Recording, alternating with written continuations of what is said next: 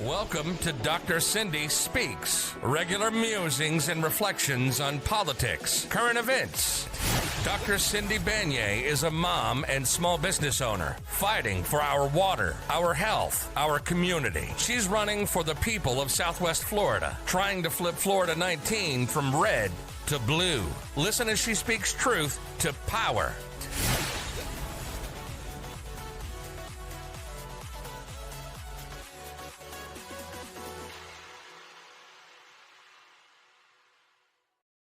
Hello, everybody, and welcome to Dr. Cindy Speaks on the Big Mouth Media Network. And I am your host, Dr. Cindy Banyai.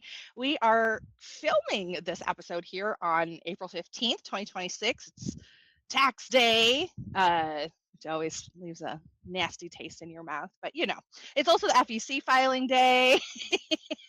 Yes. So lots of reports and things are going to be coming out this week. But we are very excited here. I'm very excited to be continuing my commitment on my podcast to highlighting Democrats and progressives who are running across the country and lifting their voice up and giving them an opportunity to share all the amazing things that they see for their country, for their district, and the things that they are doing. And today we have an amazing candidate coming to us from North Florida, in which she just told me was a 16 county district, which is like, that's a lot of ground. Holy moly. And she is going by this like new trend, super cool ladies with the initials AMG. Right? So go ahead and take a moment to introduce yourself, AMG. Dr. Cindy, thank you so much for having me on. I really appreciate the opportunity to get the message out. Amanda Marie Green, I'm running for Congress in Florida's Congressional District 2. Like Dr. Cindy said, it's a huge district. It's the largest by land mass east of the Mississippi. It runs from Walton County all the way over to Lafayette, and it goes up to the Georgia-Alabama border and down to the Gulf. And what that means is I spend every day in a new county, and in the last 48 hours, I've been in 5 of them. It's important that folks feel heard, and frankly, that's part of the secret sauce and the victory path is making sure that we get out to every single county and that we're there often, with our message. So excited to talk about that today. Yeah, that's great. It's a lot of work, and yeah, like you said, running a grassroots campaign across such a huge area is a big deal. So really appreciate your work. So tell us a little bit about. Let's go with you first, right? Tell us a little bit about yourself, not just always all the campaign stuff part, but of course we want to hear that, but like what, who are you and what brought you to decide to run for this district? No, absolutely. So I am a Florida kid. I was actually born over in California. I was a Navy brat. And so I come from a military family and grew up mostly in St. Petersburg, actually, but came to North Florida for college for undergrad and graduate school at Florida State. I studied international affairs and economics. And I was really fortunate to be recruited out of graduate school to the U.S. Agency for International Development's top partner, which if for folks who aren't familiar with USAID, they were responsible for delivering food and medicine to the world's most vulnerable communities. The Trump administration dismantled that agency last year. And it's causing humanitarian crises, and it's not beneficial to the American people. It doesn't help our national security, frankly. And so I tried to get in touch with my congressman to explain to him that this was going to harm Floridians. This is going to harm Florida farmers whose produce we were buying and shipping overseas. And I couldn't get a hold of him, and I couldn't get a hold of anyone that represents Florida, right? And I mean, this battle, Dr. Cindy, that if you don't have an R next to your name, usually you can't get the time of day from your representatives, and that's unacceptable. So I started asking folks if anyone had heard from our rep in a while, and no one had. And I found out that even Republicans were having a hard time getting in touch with him.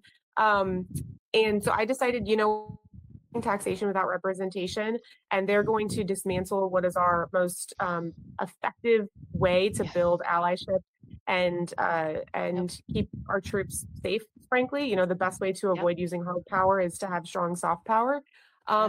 then I'd just go ahead and do the job myself. And so I decided to run for Congress, and at the same time found out that I was pregnant.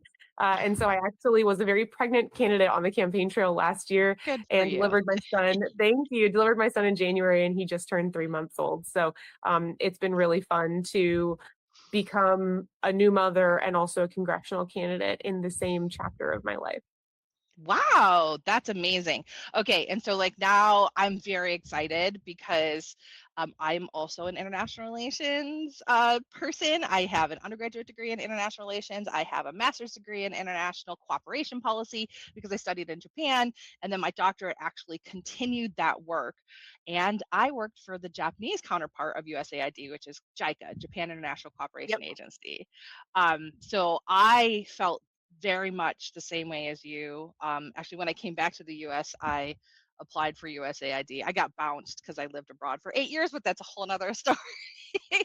um, but it's such valuable work, and I was heartbroken, and just knowing the soft power and just the good work. I mean, listen, and as somebody who studied this field, there's a lot of ways that development goes wrong, right? Yeah.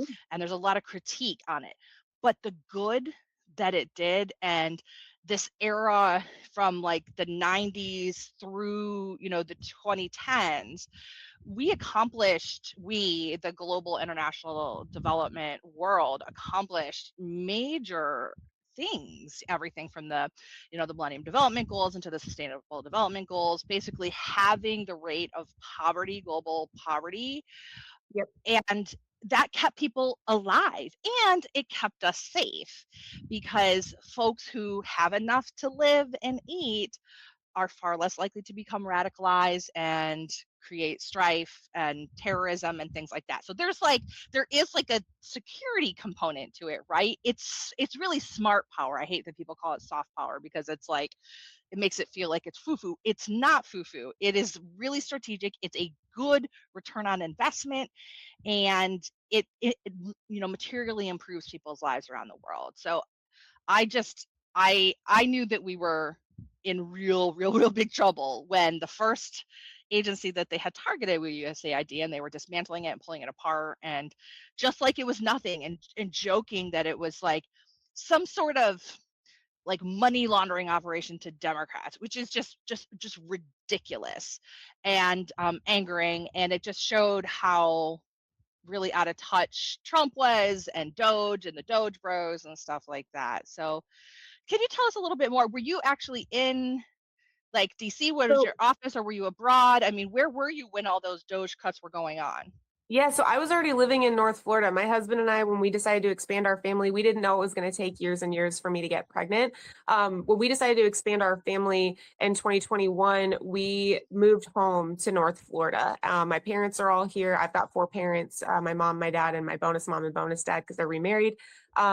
And my grandmother just moved here, and I've got my sister and nephew and brother-in-law. So we knew when we wanted to put down permanent roots, we didn't want to live in DC our whole lives. I moved there when I was 22, and we set a 5-year timer to come home eventually, and we knew home was going to be North Florida. So we came home to North Florida, and that's where I was here in Tallahassee when all this started. And I think Donald Trump doesn't necessarily hold the same kind of disdain for USAID. I mean, I know he was frustrated that USAID didn't play ball with him on withholding aid, for example, when he was trying to blackmail the Ukrainian president, Vladimir Zelensky.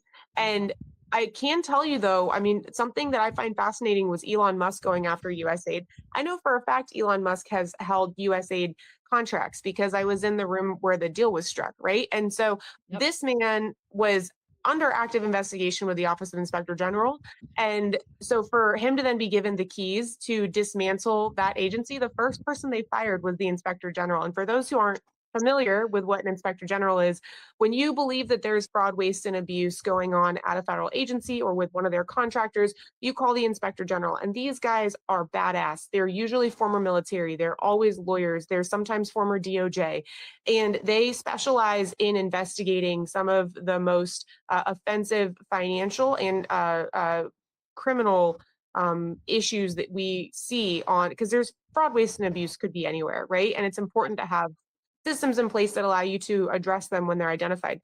The Yep. first thing they did when they went into USAID was fire the inspector general. Yep. What does that tell us about what they were actually doing there?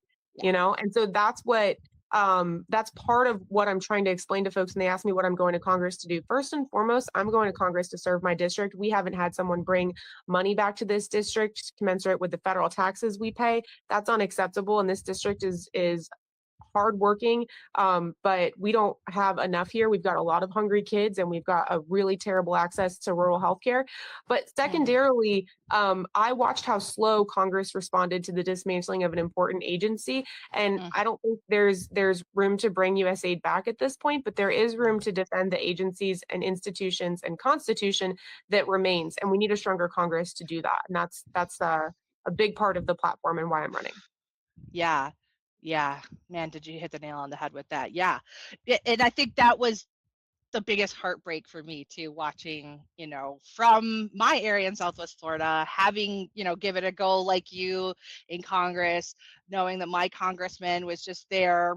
Honestly, he's just waiting till he can run for governor at that point, right? He's just like, yep, whatever, I don't care.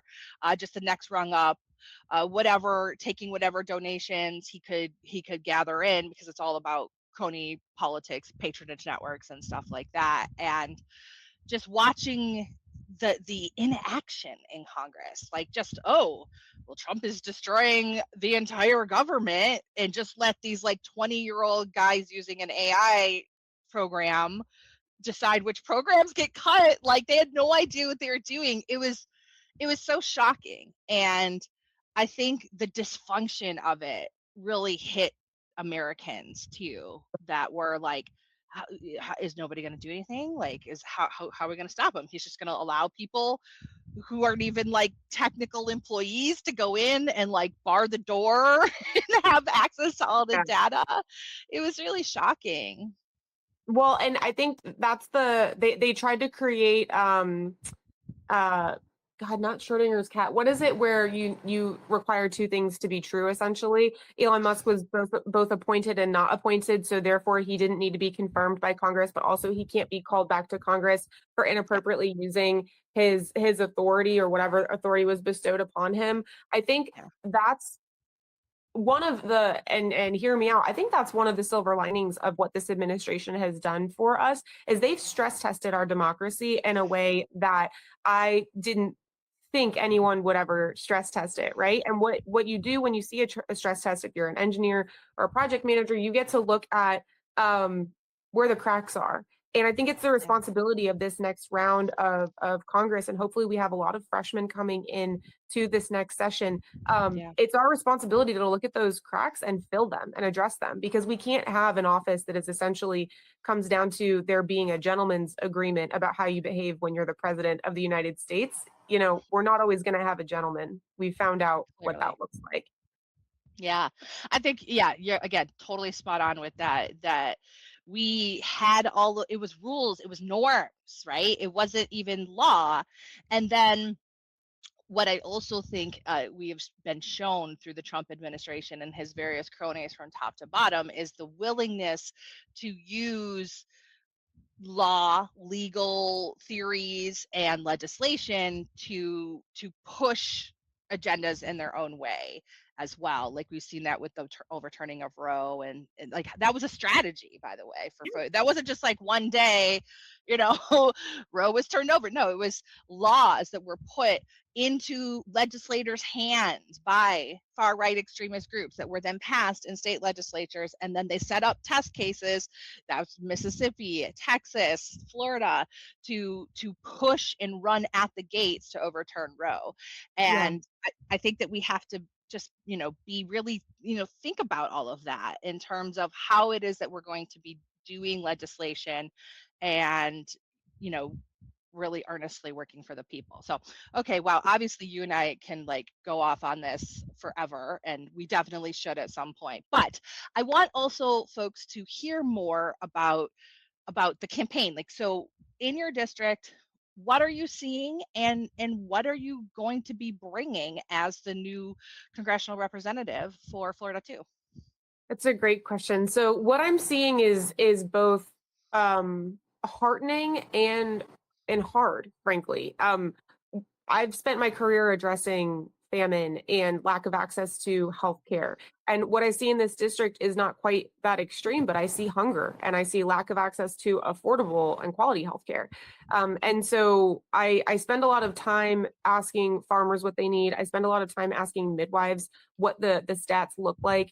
This week is Black Maternal Health Awareness Week, and this district at a disproportionately high rate we see Black mothers with poor outcomes here. That's unacceptable, and a lot of it comes down to access to quality maternal fetal health care and maternal child health care in the more rural parts of the district. So for those who aren't familiar with North Florida the way that I am, Bay County makes up about 150,000 people. Leon County is about 250,000 people. The other 400,000 constituents in my district are spread across 14 counties. And so some of these counties have as few as 1,700 people in them. And they travel hours to get healthcare for specific things, particularly for maternal health. So one of the things that was really helpful to me on the campaign trail last year was actually being a visibly pregnant candidate. It allowed me to be in settings that I might have otherwise been perceived as someone who was kind of just looking from the outside in. But as a pregnant woman, I got to ask pregnant women hard questions. And one of the things that was really disturbing to find out is I've got a county in this district where women pray that if they don't have a car, they pray that they go into labor before 6 a.m. so that they can catch the bus that would drive them from their location to TMH, the Tallahassee Memorial Hospital here in the center of the district. And it's the only hospital that has a NICU within an hour and a half or 2 hours of them. That's nuts. That in 2026, to have women praying for when they should be going into labor, I mean, that's not acceptable to me. And historically, we had more rural healthcare, and we had more midwives, and we had more maternal support for women, and that is dwindling with federal and with state level funding. So there's two things that I plan to bring to the district, and that's one example of what I'm seeing. But what we need to be doing is bringing back more money. We have folks. I was talking to another county just north of me, and they were telling me they missed out on a $500,000 grant because they didn't know how to fill out the form and they couldn't get a hold of anyone. The lack of constituent services and a representative who will unlock doors, that's your whole job, is to let people decide what they want and what works for them and how to lift themselves up. No one in this district is asking for a handout, they're asking for a hand up. And so when folks have ideas and they just need matching federal dollars to do it, my job as their representative is to bring that money back. But the other thing that we've kind of lost a bit that I hear from folks is that coordination with state level legislators. And some of the legislators had some success with our last congressman, particularly with his office, though, not with him directly. He was kind of not at the table. And if you saw, he's got a pretty good reason for the last year. I will defend him a bit. If you saw the president speaking about a congressman whose life he saved, who was going to be dead by June, that's my congressman. And he knew when he was elected last year what his diagnosis was. And from my perspective, not being able to show up at the table means you're not showing up to represent the district. He hasn't been home, as far as I can tell, in a year or two. If you haven't seen your district, I don't understand how you could be representing it. And so the other commitment that I make to folks is I'll be back and forth all the time. I'm endorsed by former Congressman Alan Boyd. He told me on average, he went back and forth on 40 planes a year in order to be present in the district and then present to vote on our behalf in Washington, D.C. I'll be following that model. We'll see if I can't try to take a train or a car occasionally when it's a longer one. But I mean, unfortunately, my carbon footprint's going to go through the roof here. Yeah, gonna need some carbon offsets too. Yeah. Something along those lines. Anyway, I would love to be able to get back to talking about things like climate change, but unfortunately, we have this pressing issue of a president who's just dismantling our entire government, an economy that is crushing people underneath it. We just saw that the cost of living in Florida has risen 5-fold in the last decade under Republican Oh, leadership in this my state. homeowner's insurance has risen 300% in 4 years. We just got our quote. It was $4,400. I was like, when I bought this house, it was $1,700 a year for homeowners insurance 4 years ago. Like, how do we not have better solutions on this? And they're talking about, in the state of Florida, for example, eliminating property tax. Well, you want to talk about disproportionately affecting rural counties? My counties entirely function on their property tax, besides Yep. the main city in Tallahassee. So it's disturbing how little appreciation there is for how hard our counties and our cities work to serve folks. And that aggression, you know this better than probably even I do, Dr. Cindy. Like, that aggression starts with the state of Florida. Really, MAGA was born here in a lot of ways. It needs to die here too, and I think that's what a lot of us are trying to do in this I love cycle. that. Yeah, I'm all for that. I love that. Yeah, well, because Florida is this like, it's run on fraud. I mean, that's the whole thing. And I've done a lot of like reading over the last couple of years here too on like this whole state was built on fraud. Malcolm Gladwell has even mentioned how this state is particularly well suited because of culture and lack of rules and policies and stuff to enable things like Medicare fraud, right? And it's kind We of have a it's senator who's the #1 committer of Medicare fraud in the country. Our senator and oversaw he was the our largest governor for that. and former governor, yeah, oversaw the largest Medicare fraud in the country. And for those who aren't familiar, Rick Scott. Yeah, I'm Rick so Scott. tired of Democrats not naming names and being very clear about who is running away with our funding and stealing from our children's stomachs. That's what they're doing. Yep. Yeah, Rick Scott. And everybody just was like, okay, yeah, all right, but we're gonna elect this guy. He had a lot of money, kind of swept that under the rug. But yeah, it's really special here. And so we see like the Ron DeSantis, Donald Trump fight and just all across the state, but they're really trying to they pilot a lot of stuff here too, or Donald Trump and the Republicans in Washington, D.C. have this idea, and then Florida and Texas is in there competing too, but they're like, oh, we're going to do it better, crazier. We saw that this cycle with the SAVE Act, right? So Yeah. SAVE Act it luckily seems to have died in Congress. But in Florida, we have our own version that passed that the woman I'm running against, by the way, was the sponsor of by HB 991, the Florida SAVE Act. And actually the original version was far more draconian. It threw everybody off the voter rolls on July 1st in the state of Florida. And then they kind of, maneuvered back and forth between the House and the Senate. And we are leading. So I guess here's the question then. It's a tough one, so I'm going to give you a second to think about it. The headwinds that we face in Florida when it comes to this culture of corruption. Look, we have 2 congressional representatives that are currently under investigation in the House ethics. 2 different situations. We have Sheila McCormick. That's fraud. There's a federal investigation to that for misappropriation of PPP funds. And then we have Corey Mills, who seems kind of just like an all-around douchebag guy, like revenge porn, violence against women, just standard Republican shit. So we face headwinds and that's a Democrat and a Republican, right? Like, who are misbehaving, and it's just kind of, it's de rigueur in Florida. So how do you view that? And what are you going to do to make sure that you're not the next one? Yeah. No, it's a great question. So in we sit in a privileged position by being able to study history and other countries' patterns and our own country's patterns. And we know that corruption does not lead to a sustainable and productive economy. And so bear with me, it sounds a little depressing, but the reality is the economy is working for so few that the corruption will either expand and we will see a collapse here of our economy because so few will be benefiting from what's happening, or the masses will band together, rise up, overthrow the folks that have sold us out either by being corporate shills or billionaire shills or presidential shills, and we will elect new folks who will address the issues at hand.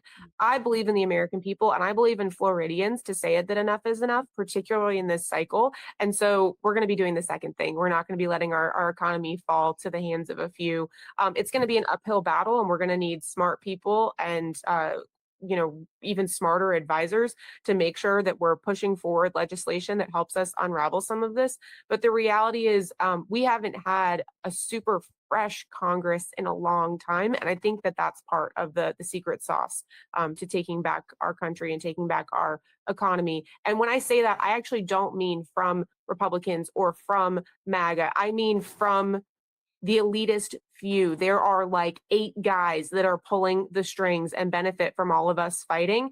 I'm not talking about the racists. They can stay over there. I don't want them. But there are a lot of Republicans who genuinely voted for Donald Trump because they believed that it was going to save the economy, and that is what affects them day to day. And those folks are waking up. I talk to those folks every day, and I don't ask them to feel ashamed. I ask them to feel reflective and to do something about it, to invest in their child's future, their grandchild's future. And a lot of them feel like Donald Trump has gone too far. A lot of them tell me they'd vote for him again, right? And so I'm not here with a message of morality. The argument of morality is going to get us anywhere. It's not. It's the argument of economy, and ensuring that we have a Congress who can rein him in the latter half of this administration is what many Republicans in my district are calling for as well. And so that's part of that path to victory is, there's an opening right now, even in a Republican +8 district, that we see a very strong path to victory. Great. Yeah. I like the idea of rating them in the second half. That was really good. But it's and I also do like the idea of what you said of, not moralizing or shaming the folks who were on board, because in my opinion too, people, they've been lied to, they've been manipulated. And I mean, I think the clearest example of that is the war with Iran, right? Like he said, clear, no war, America first, all this stuff. People in that, when you're struggling too, and that appeals, right? Yeah, let's take care of us, right? You see memes, people are always like, oh, let's take care of the veteran homeless folks before we do a war, right? Okay, yeah, like I'm all on board, right? Like let's do that. And I think that the Iran war was a blatant, shot in the face to those folks, and so they're feeling, very upset about it, but they were manipulated. I really too, I also am a firm believer in that there has been a significant amount of influence, foreign influence, online, that has whipped up our minds and people and their algorithms and stuff like that. So they've just really been fed a whole bunch of BS. And as much as I want to say, take a hike, guys, we actually, as Americans, do need to come together, right? We do need folks to see the light. And there, I think, are enough people who weren't your MAGA super fans, right? Because those folks, I don't think they're coming back, a lot of them, right?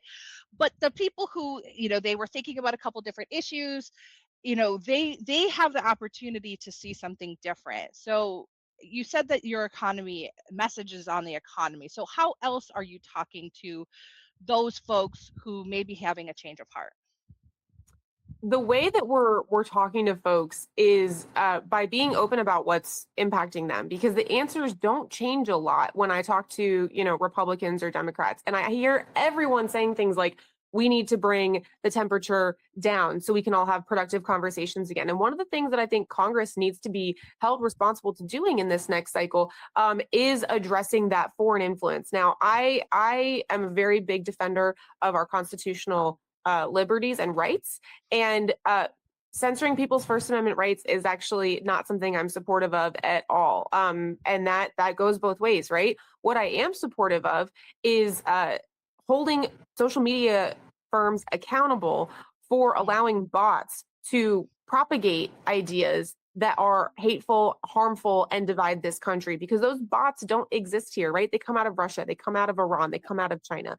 And so Congress, we're seeing a lot of folks, and you see this in Europe right now, where they're saying that in order to regulate this, those social media firms need access to our IDs. I've talked to quite a few tech guys, And they know this better than I do, but they've basically said that that's BS. They don't need our IDs to determine whether or not the user on the other end of the computer is a human or a bot. They can tell based on the way that the interaction is going, whether Yeah. or not it's real. And we should be holding social media companies accountable for allowing bot behavior on their websites. I firmly believe that if we remove bots from the internet, everyone's going to feel a lot less hateful and a lot less. I mean, I get the craziest comment sometime on Facebook, and then I go look at the person who said it, and they've got like 17 friends and they've made 10,000 comments. And it's like, oh, cool. That's not a real person. That's not a But real they person, just said something heinous to me that I hope my child never learn, like never sees, you know? And so that's where I think we also have that conversation. I ask folks what's upsetting them. I ask them what they think Democrats think. They also often think that Democrats think things that we do not. Yep. And Democrats do this sometimes with Republicans too. And so Yep. that's part of that, having that conversation. I'm not asking everyone in the country to mend all fences right now. That's your business if you can do it. But it's, as a candidate, it is my job to understand where everyone in my district is coming from. So we spend a lot of time listening. That's great. And yeah, actually, I've been under a really significant bot attack over the last couple months on my campaign page. Like it was like one day was like it turned on, and then I was getting hundreds of comments, and most of them are just like, "You're fat, you're ugly, you're stupid, libtard," blah. And I'm like, okay, Yeah. but one of my kids did see it. They're like, "Oh my God, Mom, people are so mean to you." I was like, Yeah. "Yep, Like it's those part aren't of." people. That's Yeah, I a was like, "Yeah, phone. That's like a phone. That's one of 500 phones. Yeah. No. yeah."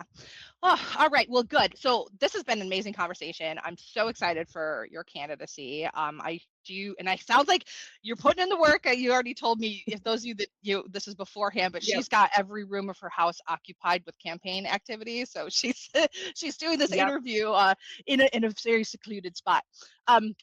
But I appreciate that. So tell us a little bit more about how folks can support you, where they can learn more about you, and how they can get involved in your campaign. I appreciate that. So, folks who are in North Florida are welcome to volunteer with us directly. We're starting to identify leads in the counties because I try to be everywhere all at once, but I really can't be. And so, having what I affectionately call body doubles or advocates and outreach folks, that's really helpful for us. And you can find us at amgforcongress.com. It's AMG, Amanda Marie Green, my initials, and then FOR, we spell it out, congress.com. And you can sign up to volunteer there if you're in North Florida. If you're remote or you're outside of North Florida and you still want to volunteer, we are going to be setting up volunteer phone banking this summer. So that'll be a little bit later in the summer. And then last but not least, this better than anyone, Dr. Cindy, fundraising is critical for all candidates. In order to make sure we get the message out, we need to be able to communicate with 800,000 people. That's going to take probably about $500,000 in our primary. It's going to be a very affordable primary compared to most of the country, but it'll take $3 to $4 million for the general. The Republicans, it's an open seat now. Our congressman has said he's not seeking re-election. There are 10 Republicans in their primary, and one of them's already self-funded to the tune of $5.5 million. So it's going to be quite the uphill battle. But frankly, this district, I don't think is going to like that he's self-funded, that he works for himself and not for the people. We're a very grassroots funded and organized group. We raised 6 figures last month, and that was just 6 weeks after I gave birth. So we're pretty proud of what we got accomplished in the first couple months of the year, and we're planning on building on that momentum. And that includes having former congressmen do call time in my dining room, and a campaign manager in my kitchen making calls, and my in-laws watching my son in another room, and me on a podcast here. So we're kind of all moving like that all the time. We'd love for you to be a part of it. We're going to have volunteers here this afternoon. There's always pizza at my house. If you are in Tallahassee, there's always Costco pizza and a baby to hold and a dog to pet. There's usually a dog visiting from someone on the team. That's amazing. So definitely. So these are the types of candidates you should be investing in, guys. I know it gets exciting. You're like, I'm going to donate to whatever, James Tallarico or something, who's somebody who's got a lot of money. And then the DCCC and all these people say, this is the race that you should be paying attention to. Let me just tell you, those folks are flush with cash. They have a ton of money. And basically there comes a point where like that money doesn't make any difference, right? Donating to races like this, your money goes further. I'm telling you, it's going to pay for events. It's going to pay for something that's going to reach a voter. It's going to pay for a staff member to do work. These are really good investments of your money. And even setting up something like a monthly donation to candidate like AMG is going to be a big deal. And they rely on small dollar donors. So definitely go to her website and make that commitment. That makes a difference for folks. So thank you so much for joining us and Thanks for having telling me. us about your race. Really appreciate that. And let me just do the outro here. So this has been Dr. Cindy Speaks from the Big Mouth Media Network. And I have been your host, Dr. Cindy Banyai. And we would love to have your support as well. So don't forget us in the independent media sphere. You can get a plan and help us keep the lights on here. $4.99 a month, $49.99 a year. BigMouthMediaFL.com. Go to the plans and pricing page, and then you can help us keep bringing you information about amazing candidates and articles and stay on top of the news here in Florida from this left perspective, because we know it is already a mega cesspool. So, but we try to hold all of those folks accountable, and we report on things that the mainstream media here in Florida can't, because they are playing access politics with those MAGA folks. So help us out here. Go to bigmouthmediafl.com. And if you're listening on another podcast platform, Apple or what have you, please follow us. Please subscribe to our podcast there and give us a review, because that helps us reach more listeners. So thanks once again for everybody listening, and to AMG Congressional Representative candidate for District 2 here in Florida. We will see you next time. Bye-bye. Thanks for listening to this episode of Dr. Cindy Speaks. If you'd like to learn more about her, go to cindybanyai.com or connect with her directly at vote@cindybanyai.com. We love connecting with people.